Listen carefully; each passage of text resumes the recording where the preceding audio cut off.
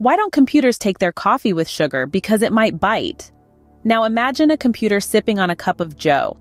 It's not really tasting the coffee, but it's doing a pretty darn good job of pretending. It's the same with a simulation. It's not the real deal, but it's a convincing imitation. It's like a computer trying to understand the subtle flavors of coffee without ever taking a sip.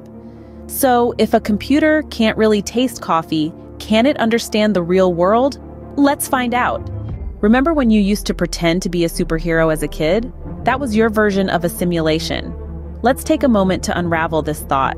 Simulations, in essence, are a sophisticated form of pretend play. They are the adult version of make-believe, a digital playground where computers get to play dress-up. Think of it this way. Ever seen a computer don a cape and predict the weather? It's like a little kid pretending to be a weather forecaster, swirling their cape around and dramatically announcing, "There's a storm brewing." That's the computer running a weather simulation. Or how about our digital comrades directing traffic?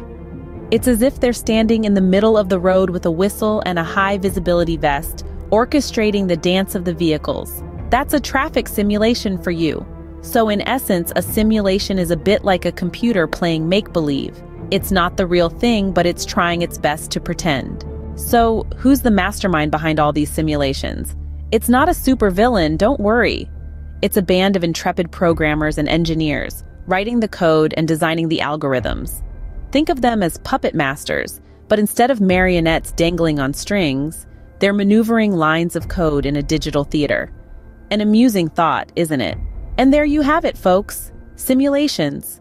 The digital puppet show where the computers are the marionettes. And speaking of puppets, why don't computers ever get tangled? Because they always keep their Windows updates in check.